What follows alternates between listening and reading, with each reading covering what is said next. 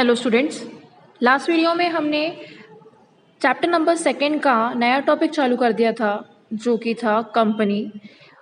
Company में हमने company का अर्थ या डेफिनेशन जो थी, मीनिंग जो था वो पढ़ा था और उसकी विशेषताएं या कैरेक्टरिस्टिक्स जो थी वो पढ़ी थी।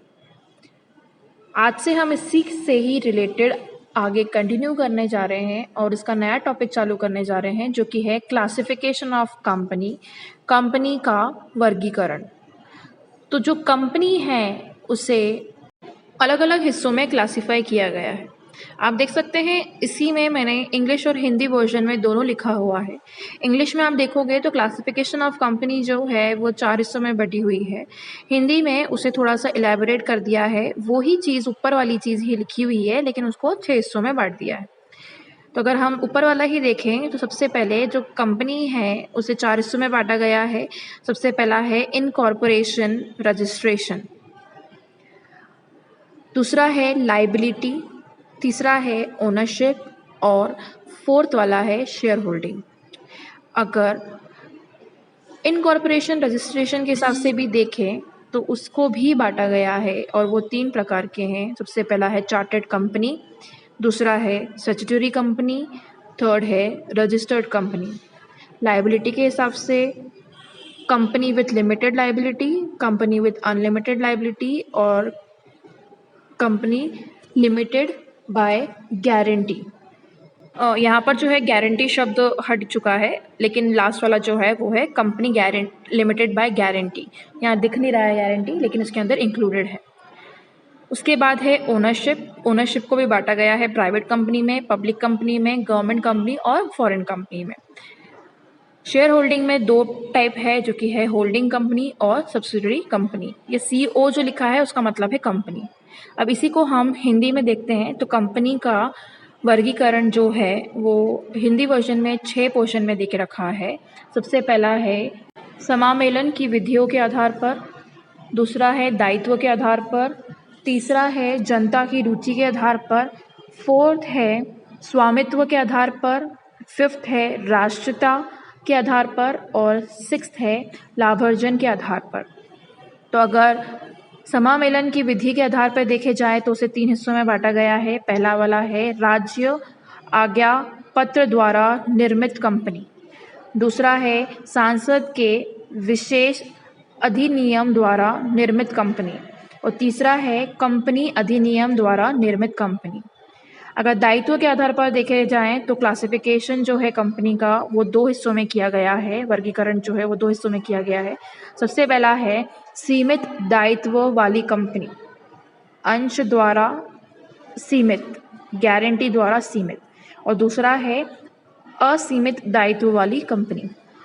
जनता की रुचि के आधार पर देखा जाए तो उसे भी 2 पोर्शन में बांटा गया है। उसका 2 हिस्सों में वर्गीकरण किया है। पहला वाला है निजी कंपनी, दूसरा वाला है सार्वजनिक कंपनी। स्वामित्व के आधार पर देखे जाएं तो कंपनी को 4 हिस्सों में बांटा गया है। पहला है सरकारी कंपनी, दूसरा है सूत्रधारी कंपनी, तीसरा है सहायक कंपनी और चौथा है एक व्यक्ति कंपनी। राष्ट्रीयता के आधार पर देखा जाए तो देसी कंपनी और विदेशी कंपनी आती है और लाभार्जन के आधार पर देखा जाए तो व्यापारी कंपनी और गैर व्यापारिक कंपनी आती है। अब हम इस चीज़ को और डिटेल में पढ़ेंगे, हर एक एक हिस्से को डिटेल में पढ़ेंगे।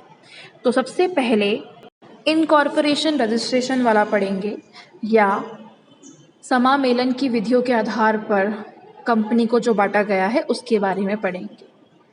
तो उसके अंदर सबसे पहला था चार्टर्ड कंपनी या राज्य आज्ञा पर या राज्य आज्ञा पत्र द्वारा निर्मित कंपनी। तो जो चार्टर्ड कंपनी है वो रॉयल चार्टर्ड द्वारा बनाई गई है। यहाँ पर जो हेड ऑफ द स्टेट होते हैं, राज्य के जो हेड होते हैं एक स्टेट के, जैसे कि अगर किंग है या क्वीन है तो उनके द्वारा ये कंपनी फॉर्म की जाएगी। ऐसे कंपनी जो है कुछ नियम और कानून को फॉलो करते हैं जो कि रॉयल चार्टर्ड में लिखी गई है। तो यहाँ पर जो भी चीज़ें होंगी वो रॉयल चार्टर्ड की नियम और कानून द्वारा ही फॉलो की जाएगी जो उसके अंदर लिखी गई है। ऐसी कंपनीज जो है वो इंडिया में फाउंड नहीं की जाती है, मतलब यहाँ पर हमारे यहाँ जो है ऐसी कंपनी का स्थापना नहीं होती है। एग्जाम्पल इसकी है इंडिया कंपनी या चार्टर्ड बैंक ऑफ ऑस्ट्रेलिया। तो राज्य आज्ञा पत्र द्वारा का मतलब है जब किसी विशेष कार्य करने की आवश्यकता पड़ती है तो सरकार द्वारा राज्य आज्ञा पत्र से कंपनी का निर्माण किया जाता है। अगर हमें किसी स्पेशल कार्य के लिए, विशेष कार्य की कुछ आवश्यकता पड़ गई, ज़रूरी पड़ गई, तो उस टाइम पे गवर्नमेंट द्वारा राज्य आज्ञा पत्र से कंपनी का निर्माण किया जाता है। कंपनी की कार्य क्षेत्र की सीमा इस आज्ञा पत्र से निर्धारित की जाती है कि कंपनी क्या करेगा, क्या नहीं करेगा, उसका क्या वर्क है, उसका क्या दायरा है, वो सब इस पत्र के अंदर ही लिखी जाती है और उसी अकॉर्डिंग कंपनी जो है काम करती है। ऐसी कंपनी का उदाहरण है east India company. East India company है या चार्टर्ड बैंक ऑफ ऑस्ट्रेलिया जो है वो इस कंपनी का उदाहरण होगा। तो चार्टर्ड कंपनी ऐसी कंपनी है जो रॉयल चार्टर्ड द्वारा बनाई जाती है। यहाँ पर head of the state king और क्वीन होते हैं जो इस कंपनी को बनाते हैं। ये कंपनी जो है अपने ही रूल्स और रेगुलेशंस को फॉलो करती है जो कि रॉयल चार्टर्ड में लिखी गई है। इस कंपनी या ऐसी कंपनी जो है इंडिया में मिलती नहीं है, बल्कि इंडिया के बाहर हम इस कंपनी को देख सकते हैं और इसका एग्जाम्पल है ईस्ट इंडिया कंपनी और chartered bank of Australia. Next type है इनकॉर्पोरेशन रजिस्ट्रेशन में, वो है स्टैट्यूटरी कंपनी या सांसद के विशेष अधिनियम द्वारा निर्मित कंपनी। इन कंपनी का रजिस्ट्रेशन जो है वो एक स्पेशल एक्ट द्वारा किया जाता है और वो स्पेशल एक्ट जो है पार्लियामेंट द्वारा दिया जाता है। ये स्पेशल एक्ट्स में जो भी रूल्स एंड रेगुलेशन या जो भी नियम और कानून लिखे होते हैं उसी नियम और कानून को ही फॉलो करके कंपनी को चलाना होता है। जनरली ये कंपनीज जो है नेशनल यूटिलिटी के लिए चलाई जाती है, मतलब राष्ट्रीय उपयोगिता के लिए चलाई जाती है, जैसे कि life insurance company, air India etcetera. तो सांसद व विधान सभाएं विशेष अधिनियम बनाकर कंपनी की स्थापना करती है। जो सांसद होते हैं, जो विधान सभाएं होती है, उसके अंदर एक स्पेशल नियम या स्पेशल कानून को बनाया जाता है और उसी कानून के बाद, उसी नियम के बाद ये स्टैट्यूटरी कंपनी फॉर्म की जाती है या इसकी स्थापना की जाती है। ऐसी कंपनी को वैधानिक कंपनी कहते हैं। ये कंपनी जो है उनको हम वैधानिक कंपनी भी बोलते हैं। भारत में इस प्रकार की कंपनी में स्टेट बैंक ऑफ इंडिया एक है। ये कंपनी राष्ट्र के लाभ के लिए स्थापित की जाती है और जिस स्पेशल एक्ट में ये कंपनी फॉर्म होती है, मतलब जिस स्पेशल नियमों द्वारा ये कंपनी स्थापित होती है, उसी नियमों के द्वारा ही इसके रूल्स और रेगुलेशंस बनते हैं और उसी अकॉर्डिंग कंपनी जो है आगे अपना काम करती है। नेक्स्ट टाइप है इनकॉर्पोरेशन रजिस्ट्रेशन में रजिस्टर्ड कंपनी या कंपनी अधिनियम द्वारा निर्मित कंपनी। इन कंपनी का रजिस्टर होता है रजिस्ट्रार ऑफ द कंपनी में। ये रजिस्टर होती है, इनका पंजीयन होता है वहाँ पर। इनको कुछ रूल्स फॉलो करने होते हैं जो कंपनी एक्ट में लिखे होते हैं और हमारी इंडिया में, हमारे भारत में बहुत सारी ऐसी कंपनीज़ हैं जो कि रजिस्टर हुई है इंडियन कंपनी एक्ट के अंदर 1956 के अंदर, मतलब इंडियन कंपनी 1956 जो है उसके अंदर ही रजिस्टर हुई है। तो रजिस्टर कंपनी मतलब ऐसी कंपनीज़ जो रजिस्टर हुई है इंडियन कंपनी एक्ट के अंदर या जिनका पंजीयन हुआ है भारतीय कंपनी एक्ट के अंदर 1956 के अंदर। और ऐसी कंपनीज़ को जो भी रूल्स एंड रेगुलेशंस इस कंपनी एक्ट में लिखे रहते हैं वो ही रूल्स को फॉलो करना रहता है और उसी अकॉर्डिंग वो अपनी कंपनी चलाते हैं। इसका एग्जांपल है Reliance industries limited, Godrej private limited. तो ये कंपनीज़ जो है वो रजिस्टर कंपनी हैं क्योंकि ये कंपनी एक्ट जो है उसके अंदर रजिस्टर की गई है या उसके अंदर उनका पंजीयन किया गया है। नेक्स्ट क्लासिफिकेशन है जो कि है on the basis of liability या दायित्व के आधार पर।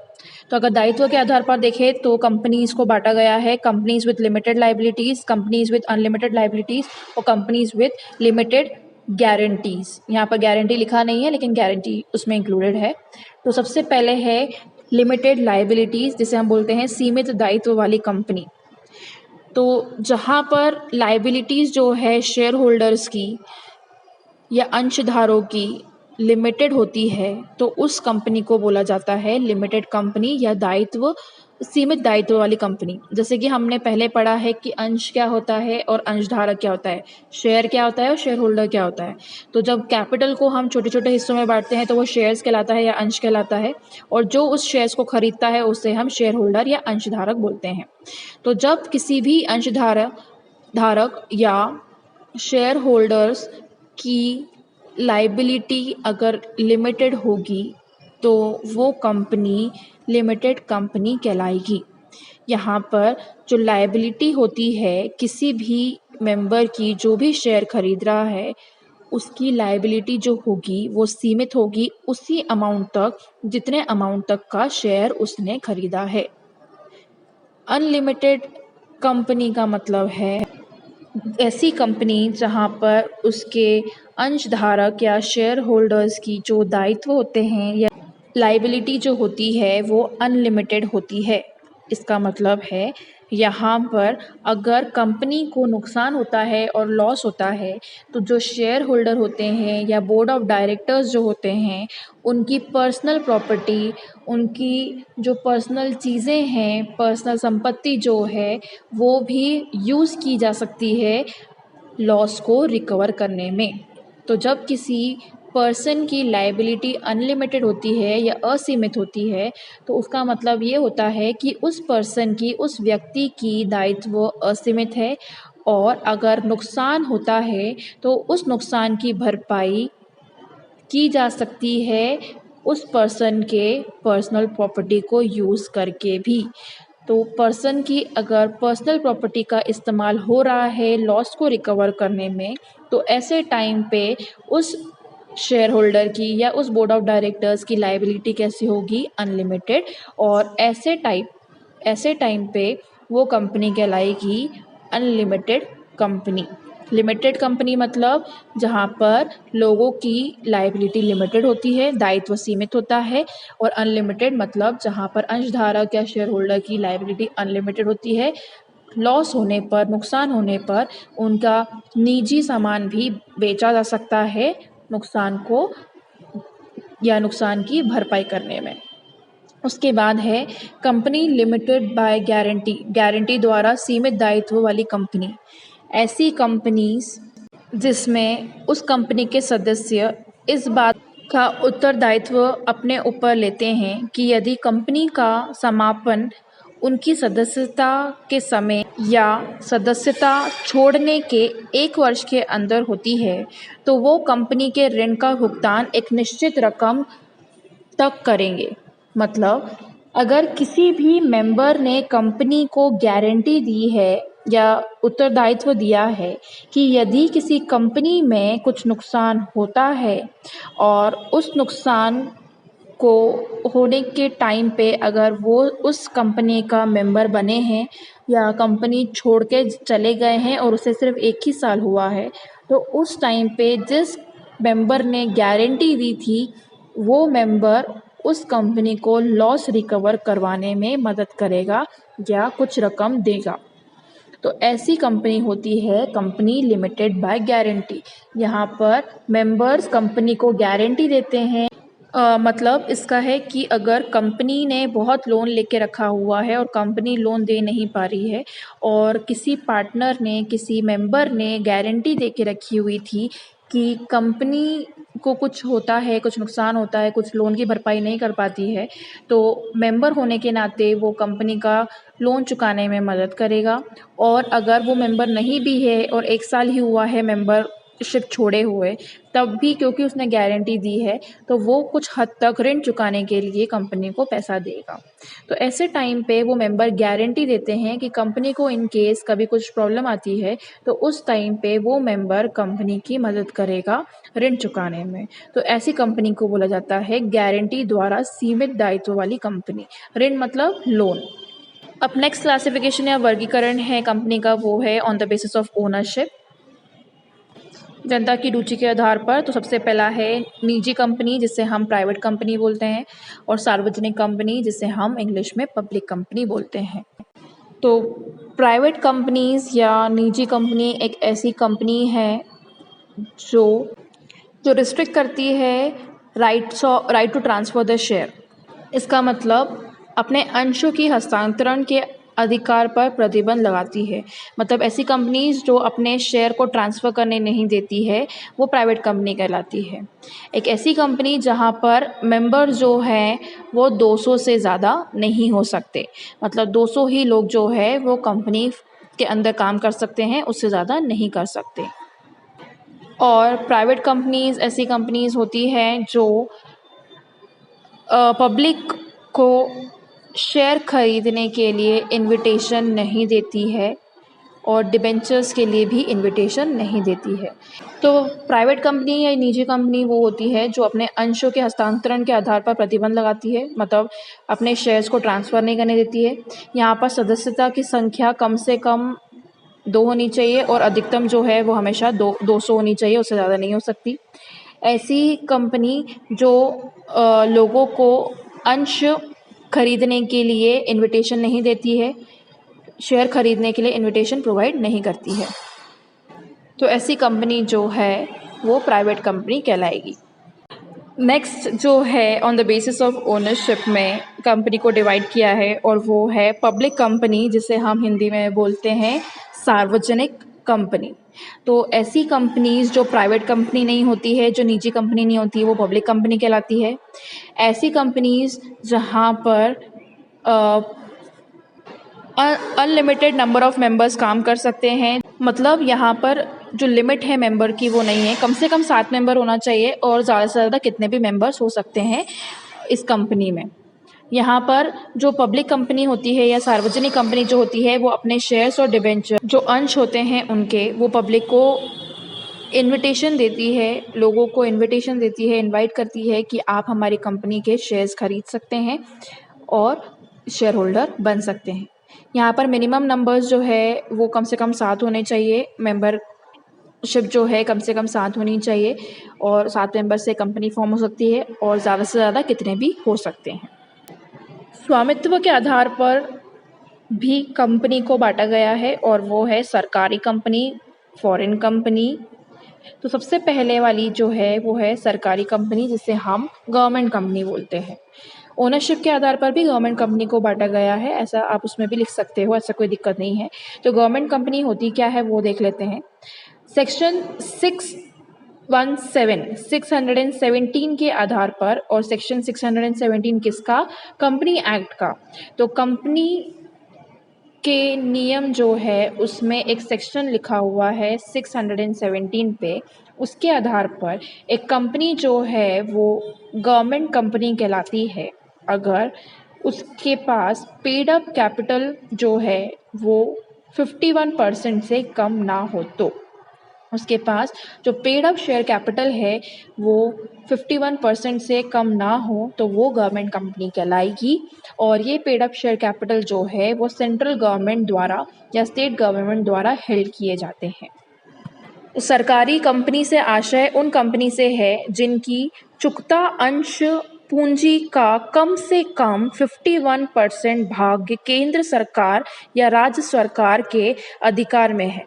मतलब ऐसी कंपनीज को हम गवर्नमेंट कंपनी बोलेंगे या सरकारी कंपनी बोलेंगे जिसकी चुकता अंश पूंजी, जिसे हम पेड अप कैपिटल बोलते हैं या पेड अप शेयर कैपिटल बोलते हैं, वो कम से कम 51% जो है या 51% उसका भाग जो है वो सेंट्रल गवर्नमेंट के पास है या राज्य गवर्नमेंट के पास है, जिसे हम स्टेट गवर्नमेंट के पास बोलते हैं, मतलब उस पर उनका अधिकार होता है।